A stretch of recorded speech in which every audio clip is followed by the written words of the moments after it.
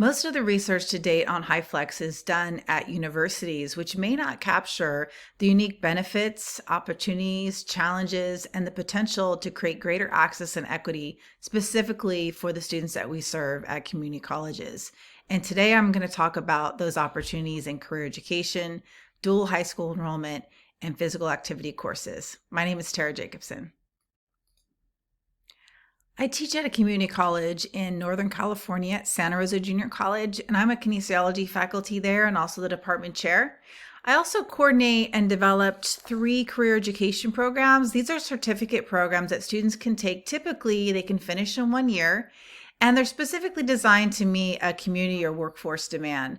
So in my discipline, we have a Pilates, yoga, and fitness instructor certificate program. So those all train students to become fitness, Pilates, or yoga instructors once they complete our certificate. I'm also the co-chair for the district online committee. I taught online asynchronous prior to teaching HyFlex, and I'm also enrolled in a doctoral program in educational leadership at San Francisco State University. The emphasis is social justice and equity, which really piqued my interest to research HyFlex more in the opportunities that it has to serve students at community colleges. So how I got started at HyFlex teaching and learning, I took a workshop on the topic about 10 years ago through a professor at my college who was doing this type of teaching for his cybersecurity certificate program. It was also a CE, or a career education program.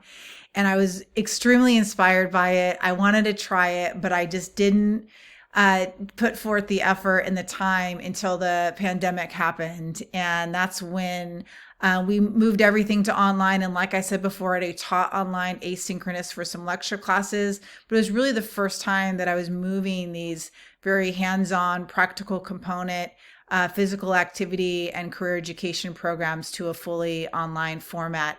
After doing that, and I'll share some of the stories as I continue on through this presentation, but I really started to realize what a great opportunity and how much more it provided access and equity to the types of students that we serve at community colleges. So I got inspired to not just use it as a emergency mode, but to continue to offer my classes in this modality. And it's been very rewarding, and I've seen the positive impact it's had for students. So I'm excited to share what I've learned. So my agenda today, I'm going to first talk about physical activity classes, and then I'll go into high school dual enrollment opportunities, and then finish up with career education or the certificate programs. So first, I want to say that teaching physical activity online is typically met with a lot of scrutiny and skepticism. And I want to say that I want to show you how it's done and hopefully inspire you. Maybe you are a physical educator, maybe you are in a completely different discipline, but this could kind of open your mind to thinking about an uncommon discipline that you may not think will work online that could have that potential. So first off, usually the types of formats that work really well online are low equipment based, like yoga, mat Pilates, or a body conditioning class where people can use their own body weight, do in-place cardio moves or body weight activities like squats and push-ups and lunges, or you can use small handheld weights or use stuff that they have at home like water bottles. And what's really wonderful about this modality, I found that students really like being able to work out in the comfort of their own home. And if you think about your time in the pandemic and how popular the things like Peloton became, but imagine your Peloton instructor being able to give you live feedback specifically to you while you're doing the workout. And that's what we have set up when we do a HyFlex class for our students many times. So what I can do is my live Zoom students are doing the workout with me, and I can see them and give them corrections or give them positive encouragement, motivation, accountability, personal technique tips. I can answer their questions before or after class, and I can make sure they're doing the exercises correctly, safely, effectively. So That just adds a whole nother layer of benefit for the students by taking a HyFlex physical activity class. So just like most classes of HyFlex, you want to set up the class online asynchronous first on your LMS system. Then you add in those in-person and live Zoom sessions. One question I get asked a lot is, how do you make sure that the students that are taking it asynchronous are actually doing the videos? And this is how we do it. I actually learned this technique through the pandemic. I have high school students at the time, and they had to do time-lapse videos to document. So I completely took that idea. This is a student right here. I'm going to play this video for you. My class, this is her time-lapse video that she submitted. It's an hour-long yoga class that this is taken from. And she gave me permission to share this. 30 seconds it ends up being for an hour-long class. And you can pause it, check form on it, give tips to the students. So I will actually give them feedback in the comments section. I'll look at their form, give them positive encouragement, feedback, and communicate that way. So you can get your feedback to the students that are doing asynchronous. So these next stages that I'm going to take you through are just helpful audio, visual, and music tips for activity-based classes that might be unique. And this is what I found to work well for me. You may find different things that work well for you. This is sort of a trial and error process. I would say I learned by making like every mistake in the book and then figured out what works. So you might find a better thing, but this is what I found works for me. And I just want to say, as you're moving along, these are links, live links, so that anything I'm talking about, you can just click and go right to what I'm talking about later on in the presentation. So one thing I like to do is use a laptop stand. There's a link that shows you that. It's just more mobile for me to move around to center. And then I have a special microphone that specifically, this microphone is for activity. In fact, they actually make not this actual, it's not a microphone, but it's just like a headset for swimmers and for runners and cyclists and things like that. And what I like about it is, because I'm doing activity, I'll be upside down in downward dog. It's very comfortable. I can hear the in-person students. I can hear my Zoom students, and it doesn't fall off while I'm doing the activity. So it's water resistant as well. So if you're sweating a lot in your movements. So that's the one I use. It works really well. It gives a nice clarity of sound to the students that are taking the Zoom and also in the recording. I also like to use my laptop because I share my music. I use iTunes specifically. Some instructors use Spotify, but there's a link right there on how you can share your music from your computer into the Zoom and then into the recording. Very crystal, nice clarity of sound. It's kind of the same way you share your screen, but you're just sharing your computer audio. You're not sharing your screen. And there's special instructions on how to do that. And then the sort of next layer on, it's the next layer of complexity for me to be able to share the sound, the same exact sound I'm sharing to my Zoom students in the recording, to the in-person students. I just plug into the headphone jack in my computer, an external small speaker, because the speaker on my laptop's not loud enough to amplify across the room. And then I'll share that same sound with my in-person students. And then, of course, what really makes the HyFlex class work so well is I'll plug in an HDMI cable to a larger screen so I can see my students in gallery view that are there live on Zoom, so I can give them real-time feedback, which they appreciate. And I think that's what makes the class so special, to be able to offer it this way. I can see both my in-person and my Zoom students and give feedback to the entire class at the same time. I also make sure I spotlight my video, so that when the recording goes out to students, the cloud recording, it's just showing me. A lot of students don't feel comfortable being on the recording, and that's a privacy issue. So I make sure to do that. And then I just wanted to share with you right below that I have a sample course. This is the one I most recently did. There's a link directly to it. We use Canvas LMS. So if you have access to that, you can check out the course that's fully developed online as HyFlex. Okay, up next, let's talk about high school dual enrollment. And like I said before, having a couple of high schoolers, I understand the complexity of trying to take college level classes while you're still in high school. And offering more classes at community colleges in a HyFlex format can really broaden an opportunity, really broaden the opportunities and access for high school students to take certain courses. So one thing that might happen is you have a high school student, they're really limited because they're in high school most of the hours of the day, and they may have after school activities, they may be involved in a sport. And so that really starts to limit their schedule and what they're able to take and when. They may not have their driver's license, or they may not be able to have access to transportation to get to an in-person session. So by having more opportunities for the classes in a HyFlex format, you're just broadening the opportunities for students to take that class. I know for my son, he was trying to take a Spanish class in the summer. And by the time he was finished with his Spanish class in high school, that was a prereq to enroll in the other one. It was all full, the one section that he could have taken because of his football practice schedule. So again, if that other class would have been offered in a HyFlex format where he could take it, the online asynchronous option, or maybe it's offered 2 nights a week, and the one night they have something, but the other night they can go in person. So you can see how this really can broaden the opportunities for high school students. So in my discipline, we get a lot of high school students that want to take our PE, our physical activity classes, for PE credit. And so by offering our yoga and Pilates and body conditioning type classes as HyFlex, when we would offer these classes in the middle of the day that there's just no way a high school student can attend, but we offered that extra layer of being able to do it online asynchronous through HyFlex, we were able to capture and we're able to get more enrollment and to serve more high school students.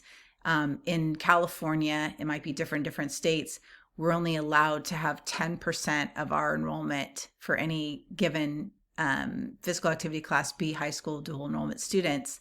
So we only have so many classes on that evening after the students get out. And so they just wouldn't have enough classes to enroll in.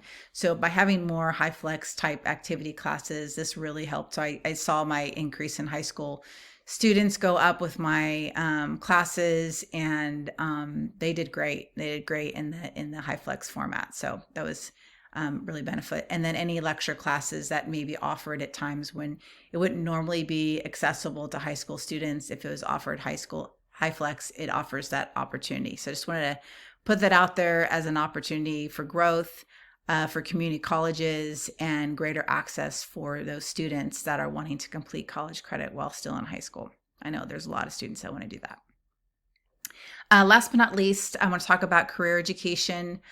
So like I said before, I was sort of inspired to try HyFlex. And specifically, what happened is I had a career education program in yoga, and we were transitioning from being online the pandemic back to campus. And I pulled the class and I said, how many of you want to come back in person? And how many of you want to stay online? Because we only have one section. And that's the unique nature of career education many times. In career education certificate program, it's to meet a workforce demand need in the community.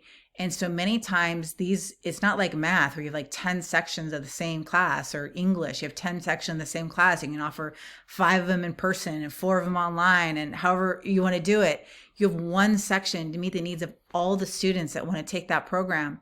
So what happened was when we moved back, half said they wanted online, half said they wanted in person. They really wanted the in-person connection. And so we made it, actually this particular one made a dual modality because they had to lead other people in teaching yoga. So we needed this synchronous option to it. And we were able to keep the class fully enrolled. Otherwise, there's people from out of the area that wouldn't have been able to continue. They couldn't commute, that started the certificate online. And each time we offer it in both modalities, we're able to capture more students. If we do a single modality, many times we don't meet enrollment minimums and the class can potentially get canceled. So it just makes sense to be able to meet more student needs with these career education programs.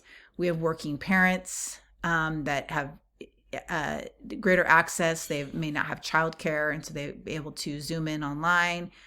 Commute time can be a problem. Like I said before, one section to be able to meet all student needs at once is very unique to CE programs. Online's not for everyone. Some people don't learn well that way. They want that in-person connection. HyFlex can meet those students' needs by having that in-person option each time. The accessibility is there. Student choice, helping with retention. I had a student whose son got diagnosed with a brain tumor in the middle of the class, and he was able to switch gears and continue and complete his certificate, even though he was going through a really intense family issue. And that's the type of stories I kept encountering. I had, students that had an aide at home in my physical activity classes, or students that didn't feel comfortable working out in front of other people, or they didn't have time to commute, or they felt comfortable at home to exercise. Students that are dealing with work challenges, work schedules, balancing childcare, being a parent, all those things. We all know this with HyFlex, but especially with career education, you have a lot of adults that are retraining, and it can specifically meet their needs. So talked about the enrollment. It might be industry practice or need. What I found out is that a lot of students that we were doing the fitness-based training, that they were then going to internships where they were required to teach online and still required to teach classes online. So they were actually learning a skill, and we incorporate that in our curriculum for them to not just learn online, but learn to teach Pilates and yoga and fitness online as well. So there might be an industry need there, or create videos online. That was another aspect we added. Students outside the service area. So yeah, we have some unique programs in yoga, Pilates, and fitness that are, we have a lot of inquiries from out of the area, and the only way they'd be able to do it is if it was offered in a HyFlex or dual modality. So final thoughts, I did talk about that combined or dual modality. So based on your discipline, or I've interviewed a few faculty members that have said, I can't juggle the Zoom and the in-person students. I'd rather just do in-person and asynchronous, or like I said, with the yoga instruction, it worked out better for us to just stick with the synchronous options, because we had to see them teaching the other students live in person. Not to say that it couldn't be done in a HyFlex format. That was just what we were prepared for at this stage. But just to kind of expand your mind that maybe it's not all three ways, but it's two methods combined could be a possibility for you or your discipline. Starting slow, or build slowly, starting small, adding more complexity as time goes on, as you get more comfortable. You don't have to be perfect.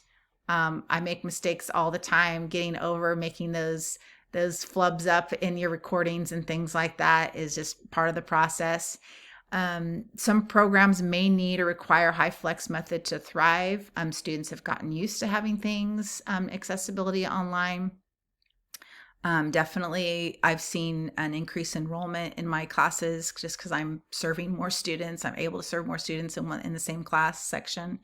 And we're also meeting diverse student needs and demands. We've had some incarcerated students that are able to take specific classes just because they're offered in a HyFlex format, which if they weren't, they wouldn't have access to those. So there's just lots of opportunities for growth in this type of teaching and in this discipline area. And just kind of recapping with the HyFlex guiding principles of giving the students that flexibility of choice, creating an equivalent experience regardless of which method they choose.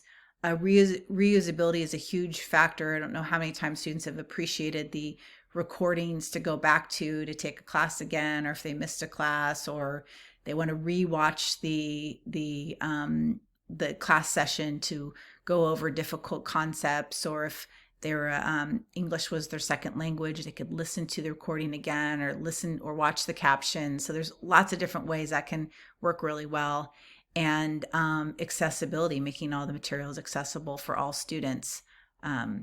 So thank you for listening. And if you have any questions, feel free to reach out and contact me. I'm always happy to help.